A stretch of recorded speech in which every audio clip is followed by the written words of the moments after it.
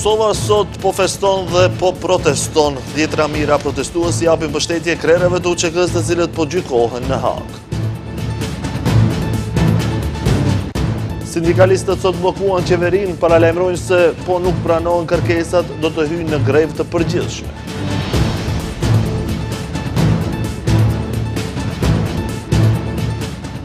Alarm demografik në Maqedoninë e Veriut, popullsia po plaket, mosha mesatare është 42.21 vjet. Dhuratë e madhe në prag të Ramazanit, nesër hapet xhamia më e madhe në Shkup, e cila financohet nga Dianeti i çështjeve fetare të Turqisë.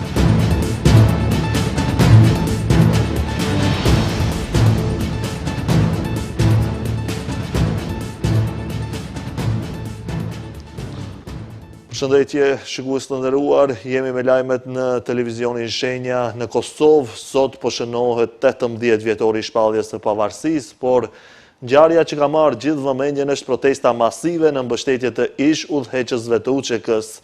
Për këtë protest ka folur kryeministri Albin Kurti, i cili ka deklaruar se krerët e UÇK-s po përballen në procese gjyqësore jo transparente dhe krejt të pashembullta për praktikat e drejtësisë. Edhe presidentja Vjosa Osmani ka deklaruar se është e papranueshme çdo përpjekje për të barazuar viktimën me agresorin.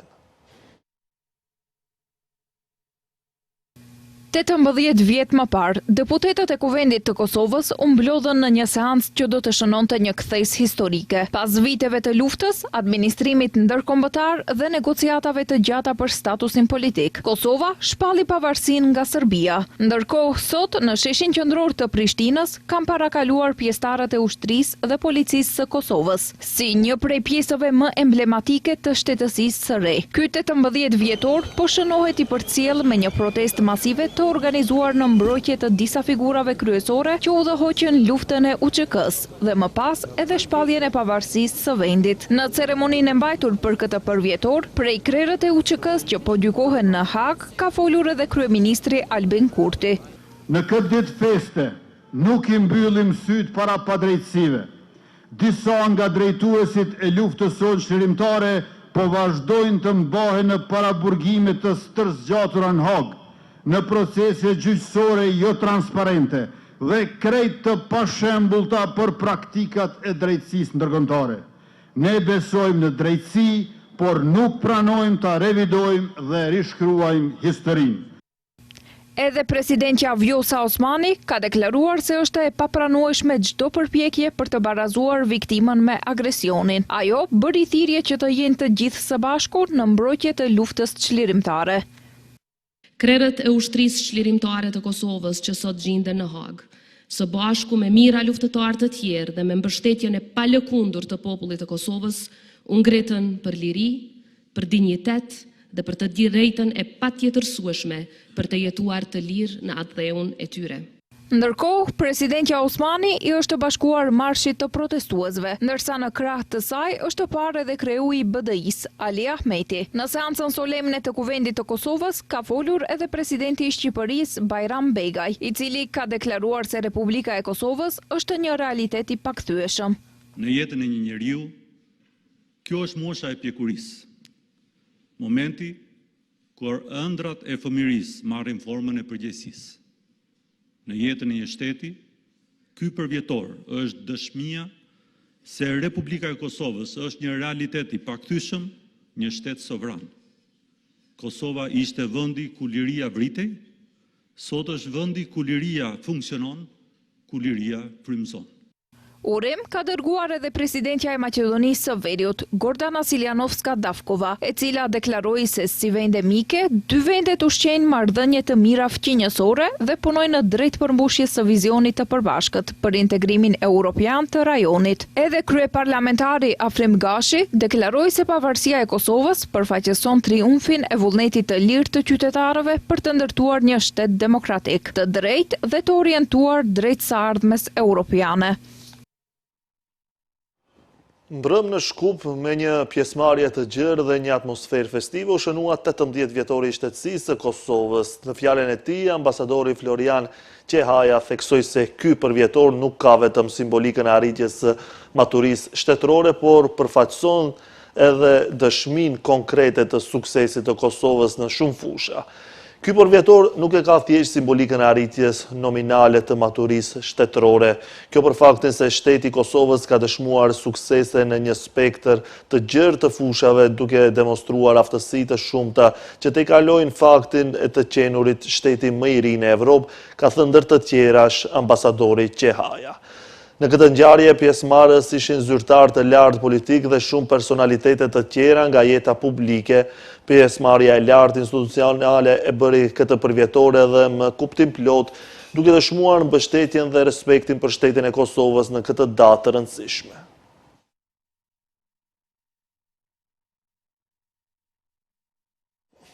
Lidhja e sindikatave të Maqedonisë bllokoi qeverinë. Nesër në fund të këtij muaji nuk rritet paga minimale në 600 euro. Sindikalistët paralajmëruan grevë të përgjithshme të shoqëruar me protestë të përgjithshme në mars.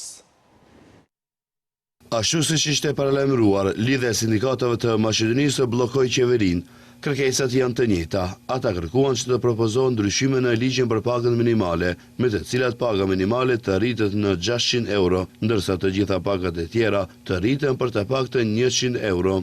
Kryetari i lidhjes së sindikatave të Maqedonisë, Slobodan Trendafilov, deklaroi se LSM lë hapësirë për marrëveshje deri në fund të shkurtit, ndërsa nëse nuk arrihet marrëveshje, ai tha se në gjysmën e parë të marsit do të mbahet greve përgjithshme dhe proteste punëtorëve nga të gjitha qytetet. Deri atëherë nuk përjashtohet mundësia bllokadave të targetuara edhe në qytete të tjera të vendit. Sipas tij, kërkesat e sindikatës nuk janë politike, por ekzistenciale dhe burojnë nga nevoja për paga të drejta dhe kushte më të mira për punë.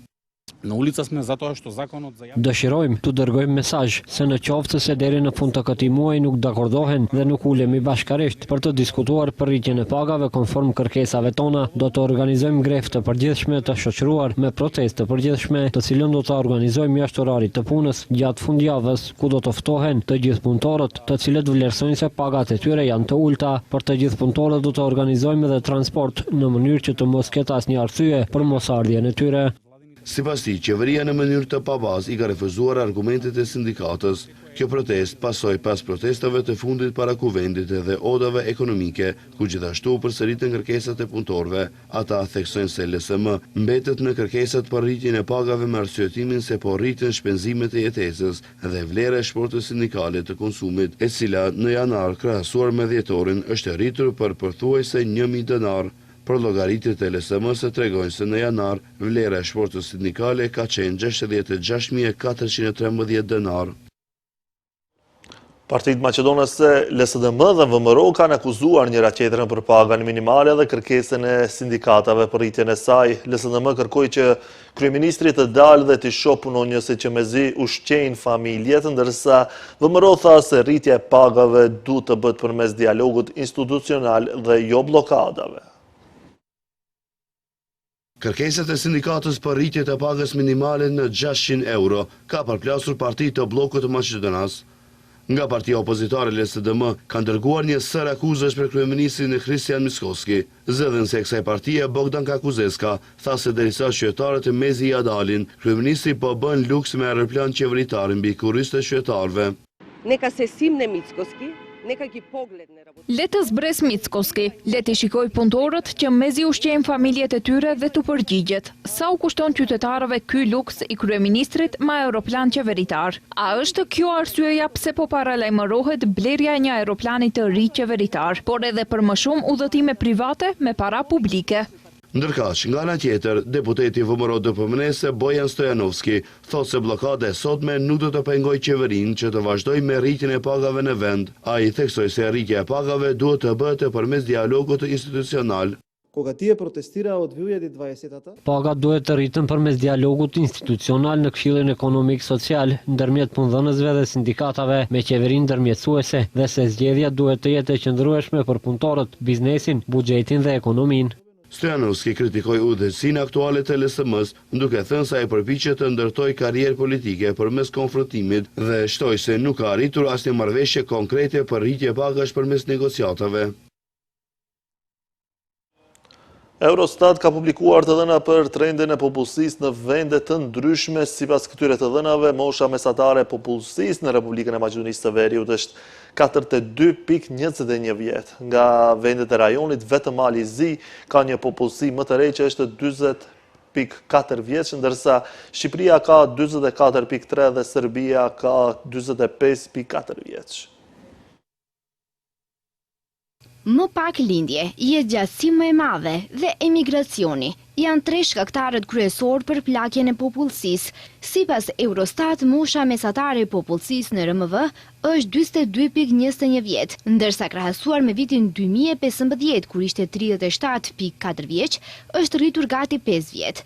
Nga vendet e rajonit, vetëm Mali i Zi ka një popullsi më të re se ne që është 40.4 vjeç, ndërsa Shqipëria ka 44.3 dhe Serbia 45.4 vjeç. Mosha mesatare grekëve është 47.2 vjeç dhe e bullgarëve 47.2 vjeç. Në krahasi dhe Sloveni, mosha mesatare është 45.5 vjeç. Plakja e popullsisë është më e theksuar në Slovaki dhe Kipro, ku mesatarja është rritur me 4 vjeç, e ndjekur nga Italia me 3.9 vjet, Greqia dhe Polonia me 3.8 vjet secila dhe Portugalia me 3.7 vjet. Kurse në nivel të BE-s, mosha mesatare është rritur me 2.1 vjet që nga viti 2015, kur ishte 42.8 vjeç. Rritje u regjistrua në të gjitha vendet e BE-s, përveç Gjermanisë dhe Maltës. Të dhënat e Eurostat tregojnë se popullsia e BE-s më 1 janar 2025 vlerësohet në 450.6 milion njerëz. Në të gjitha vendet e BE-s, sipas të dhënave të Eurostat, numri më i madh i fëmijëve në vitin 2025 është regjistruar në Irland me 18.5%, e ndjekur nga Suedia me 16.8% dhe Franca me 16.6%. Megjithatë, numri më i vogël është regjistruar në Itali me 11.9%, Maltë me 12.1% dhe Portugali me 12.6%.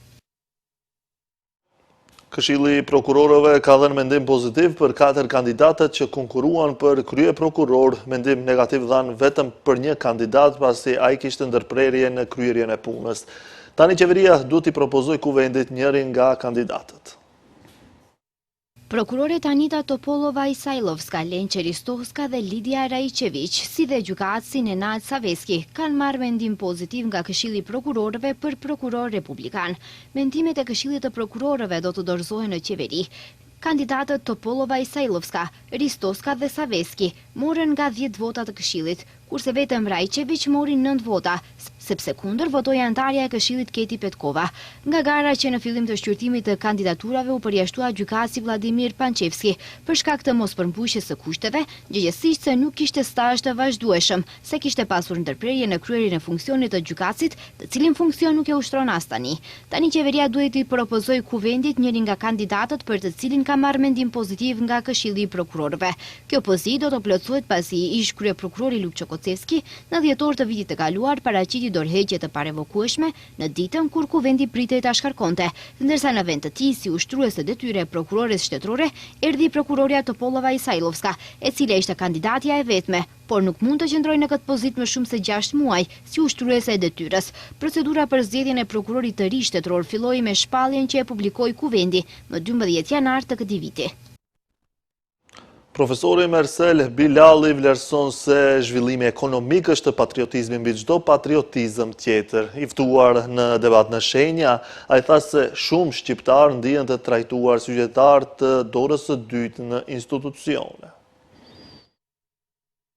Në emisionin Debat në Shenja, me profesorin universitar Mersel Bilali, u diskutua në një sër temash, duke filluar nga gjendja e shqiptarëve me pushtetin aktual të udhëhequr dhe të përfaqësuar nga koalicioni Vlen. Si shihet kalimi i Bashkimit Demokratik për integrim në opozit, nga një perspektivë tjetër analitike, ku dhe më e rëndësishmja, cili është statusi ekonomik i shqiptarëve sot në Maqedoninë e Veriut, krahasuar me disa dekada më parë. Sipas tij, kur bëhet fjalë për renditjen e prioriteteve që duhet të realizohen si bashkësi etnike dhe si komb, zhvillimi ekonomik duhet të qëndrojë në majtë të piramidës. Se zhvillimi ekonomik është patriotizëm mbi çdo patriotizëm tjetër.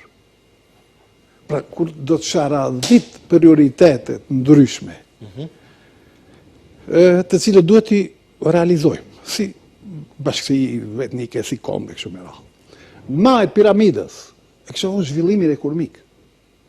Se njerëzit kush e çkat, flasin, bëjnë, ato 3 herë në ditë duhet ushqen. Dhe duhet jetojnë mirë, duhet të kenë pushime, duhet të kenë argëtime, duhet jetesa e tyre të jetë normale. Tutje, a i tha se shqiptarët në institucione vazhdojnë të përballen me një ndjenjë të trajtimit jo të barabartë, duke theksuar se shpesh perceptohen si qytetar të dorës së dytë. Sipas tij, ndonëse ka raste individuale suksesi në nivel lokal, në përgjithësi mungon organizimi dhe qasja e duhur institucionale. Ai madje bëri edhe një krahasim mes qasjeve politike, duke theksuar se logjika e LSDM-s ka qenë ndryshe, ndërsa ajo e VMRO-DPMNE-s, sipas tij, paraqitet më e vështirë për t'u kuptuar. Nuk janë të organizuar si duhet dhe kanë kriju një defanziv, një ndjenjë të popullatës se ne jemi qytetarë dorës dytë. Edhe atë mund të gjeni në çdo institucion, kur shkoni, Nga trajtimi që bëhet. Gjatë trajtimi ndaj respektit, nuk e të keni atë respekt, për shumë që mund të keni pas në kohë, edhe pse e logjika e LSDM-s pak më ndryshe, dhe kjo e VMRO-s pak e çuditshme, e ka vështirë edhe unë të adaptohem në logjikën e tyre. Ndërkaq, lidhur me çështjen e dhënies së provimit të jurisprudencës në gjuhën shqipe, ai theksoi nevojën për një qasje më të arsyeshme dhe në përputhje me logjikën kushtetuese. Sipas tij, është e vështirë të kuptohet pse studentët mund të kryejnë studime universitare, ato pas universitare dhe madje edhe doktoraturën në gjuhën shqipe, ndërsa nuk u lejohet të japin provimin e jurisprudencës në të njëjtën gjuhë. Bashkimi Demokratik për Integrim ka dorëzuar kallëzim penal ndaj ministrit të drejtësisë Igor Filkov për, siç thonë, shkelje të detyrimeve kushtetuese dhe ligjore. Sipas tyre, Filkov ka penguar zbatimin e ligjit për përdorimin e gjuhëve me mospranimin e kërkesës së studentëve të drejtësisë që provimi i jurisprudencës të mbahet edhe në gjuhën shqipe. Bashkimi Demokratik për Integrim ka paraqitur kallëzim penal ndaj ministrit të drejtësisë Igor Filkov për shkelje serioze të detyrimeve kushtetuese dhe ligjore. Bekim Berisha nga BDI sqaroi se padia së pari është për pengim të zbatimit të ligjit për përdorimin e gjuhëve, në kundërshtim me nenin 7 të kushtetutës dhe neneve 1, 2, 3 dhe 9 të ligjit për përdorimin e gjuhëve, dhe së dyti për mos zbatimin të detyrave zyrtare në dëm të drejtave kushtetuese dhe ligjore të qytetarëve shqiptar, në kundërshtim me nenin 9 të kushtetutës dhe nenin 353 të kodit penal. Refuzimi për të organizuar dhe mbajtur provimin e jurisprudencës në gjuhën shqipe cënon drejt për drejt të drejtën e përdorimit të gjuhës zyrtare në procedurat para institucioneve. Mosbatimi i ligjit dhe mohimi i kësaj të drejte dërgon mesazhe diskriminuese dhe rrezikon thellimin e tensioneve në një shoqëri multietnike. Ai tha se sipas ligjit për përdorimin e gjuhëve, institucionet shtetërore janë të detyruara të sigurojnë që proceset, dokumentet dhe komunikimi zyrtar të zhvillohen edhe në gjuhën që e flasin së paku 20% e qytetarëve. Sipas BDI-s, duke mos ofruar provimin e jurisprudencës në gjuhën shqipe dhe duke refuzuar zbatimin e kësaj të drejte ligjore, Ministria e Drejtësisë ka shkelur detyrat e saj zyrtare dhe se ka cënuar parimin kushtetues të barazisë. BDI kërkon nga Prokuroria Themelore Publike të ndërmarrë menjëherë veprimet hetimore. Avokati i popullit ka hapur rast lidhur me situatën serioze të vërshimeve në territorin e komunës së Kërçovës. Indikacionet fillestare sipas avokatit të popullit ngrenë dyshime për mangësi sistematike në menaxhimin e kanalizimit atmosferik, sistemeve të kullimit dhe mirëmbajtjes së shtretërve të ujrave, çka mund të shtrojë çështjen e përgjegjësisë institucionale nëse konstatohet mosveprim apo neglizhencë. Nga institucionet përkatëse, Komuna e Kërçovës, Qendra për Menaxhim me Kriza, Drejtoria për Mbrojtje dhe Shpëtim, Ministria e Mjedisit Jetësor dhe Planifikimit Hapësinor kërkon vlerësim urgjent dhe të plot teknik të shkaqeve të situatës së krijuar, informim të detajuar mbi masët e ndërmarra deri në tani, përcaktim të përgjegjësisë eventuale institucionale, hartim të një plani konkret veprimi me afate të qarta për sanim dhe parandalim, ka shkruar Ylber Rufati, zëvendës avokati i popullit në Facebook.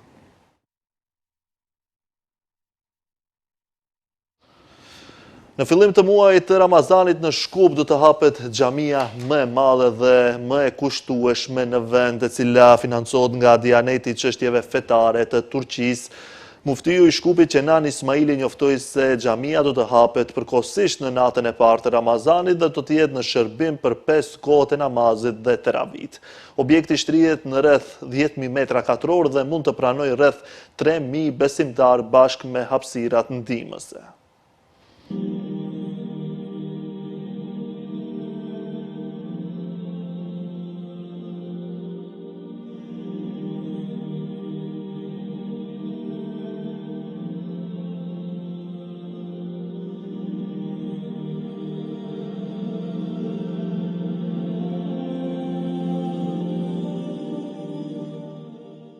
Fillimi i muajit të shenjtë të Ramazanit do të jetë i veçantë për besimtarët në Shkup, sepse pikërisht në fillim të këtij muaji në kryeqytet do të hapet xhamia më e madhe, por në të njëjtën kohë edhe më e bukur.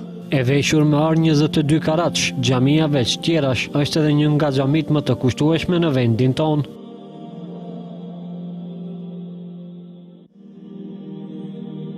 Muftiu i Shkupit Kenan Ismaili në një prononcim për televizionin Shenja theksoi se xhamia do të jetë në shërbim të besimtarëve nga teravia e parë dhe do të jetë e hapur edhe për falje të 5 kohëve të namazit.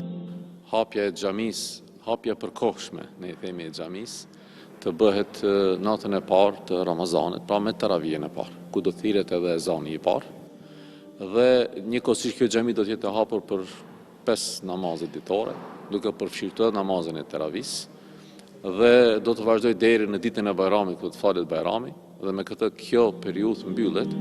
E shtrirë në një sipërfaqe prej 10.000 metra katrorësh, xhamia, siç njoftoi Ismaili, së bashku me hapësirat ndihmëse mund të pranojë rreth 3.000 besimtarë gjithsej. Gjatë muajit të shenjtë të Ramazanit punimet do të ndërpriten, por të njëjtat do të vazhdojnë menjëherë pas festës së Fitr Bajramit.